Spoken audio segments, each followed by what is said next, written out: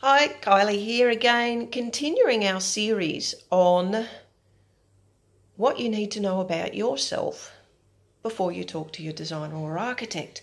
Having a little chat about the office today.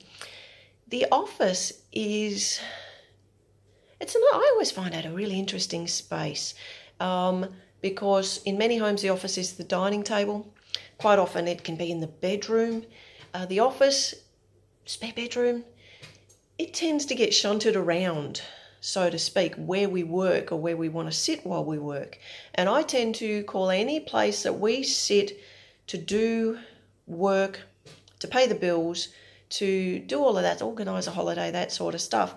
To me, that represents an office space. And one of the first things that designers will need to know from you is, what are you using it for? How often do you use it? How many people use it? And with those things in mind, we can start to talk about the space. If you tell me that you don't want an office, but you've got 4 kids and you and your partner all require an office space and you all want to do it after 4 o'clock, I'm going to suggest we think about an office space or a room. Think about how you use it. How many people use it? Do you want, if your kids use somewhere to set up their tablets, their laptops, their homework, their project books, if you want a dedicated space for that and you don't want that to be the dining room table, but you want to be able to watch them while you're prepping dinner, that will tell your designer a huge amount about the location of your office. How many people use it at any given time, the size of the office, what you're doing in there.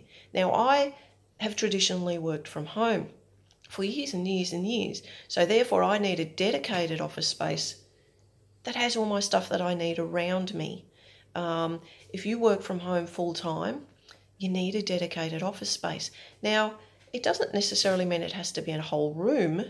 It can be a cupboard, a cupboard up the hallway, beautiful big doors on it, slide out of the way, window inside so you don't feel like you're locked in the hallway all the time, because it's never fun to work in a dark space unless you're a photographer. Then, you can have a beautiful design. I had some clients once did a beautiful open plan home. They wanted an office to do stuff with, but they did not want to pay for another room. And so it's a beautiful home. But they were just like, no, we'd rather more space in the lounge room because we're going to buy a massive lounge. So what we did is, directly off their kitchen, we put in an alcove that was about 2 meters long. In this alcove that had all the desk, had all their laptops, there was 2 of them, their laptops, their printer, everything had a space, and we measured everything so that it had a space, and it had a beautiful barn door out of timber that slid over it, so that it was this beautiful feature door when it was closed.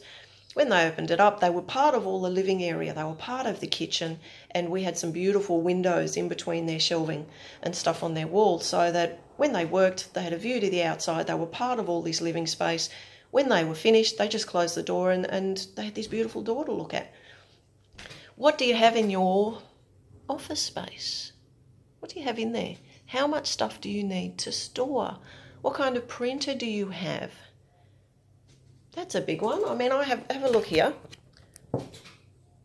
That's a big printer. I have a big A3 printer. So it needs somewhere to go. I need a specific place to put that.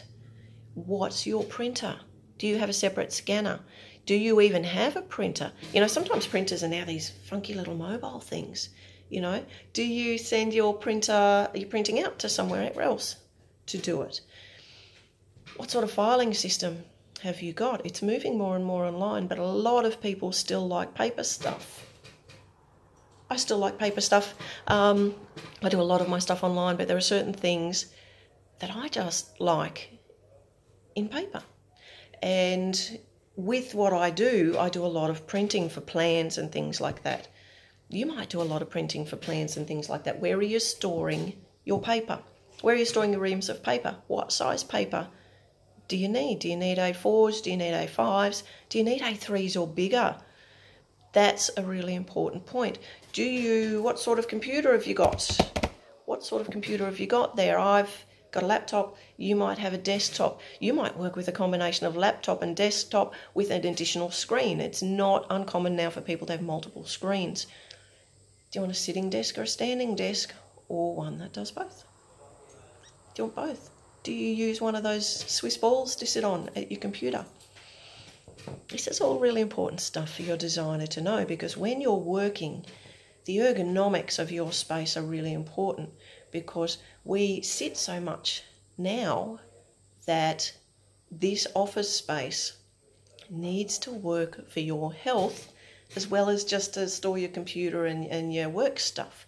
So think about that, you know, how many laptops, computers, tablets, devices are used in this space. How many PowerPoints do you need in this space? That's a big one, because everyone comes home at the end of the day, they all want to plug something in. And so what you see around the house is there's something plugged in at the lounge room, there's something plugged in next to the bed, there's 2 things on the kitchen bench, and there's something at the office. Work out how many devices you have, get it written down, tell your designer. These are all the things. Like, there's lots, I know I'm throwing lots at you, but if you can get this stuff done before you go to your designer, it's going to make the process a lot quicker and potentially cheaper for you if that process is quicker. So have a think about all this sort of stuff. Have a think about your chair. Do you prefer one of those standing saddle chairs? Do you want a standard office chair? Like I said, do you use a Swiss ball? Do you want to just stand? Ideally, you want to be able to stand and sit during different parts of your day if you work in that space a lot. And, you know, do you have a paper diary? Do you do it online? Do you store product materials in your space? You know, when you work, are you someone like me who has samples? You know, do you need that to be stored? How do you like your space to feel? Emotionally, how do you like your space to feel when you work? Because that may be different to the rest of the house. You know, the rest of the house may have one feel, but you want to feel something completely different at your office space. You know, do you craft in your office space? Do you create in your office space? Do you use, this is a good one, do you go back to the old-fashioned butcher's paper to brainstorm? Do you need a big space to brainstorm in? Do you paint in that space? You're going to put an easel on the desk. What are you going to do in that space? Some people, they call it a sewing room. Really, a sewing room or a craft space is a creative office. Are you storing materials in there? Are you doing, you know, do you need paint stored? Do you need canvases stored? This is the sort of space the office represents. So if you want to work from home, if you're going to start working from home, you've never done it before, have a chat to your designer about how you set up a space and about the information that you need to be able to set up a space, which is really, really important if you've never done it before. So going to leave you with that. The next ones, we're going to go on to the more intimate spaces of your house. I'm going to talk to you about your bedroom. So the next one is about your bedroom.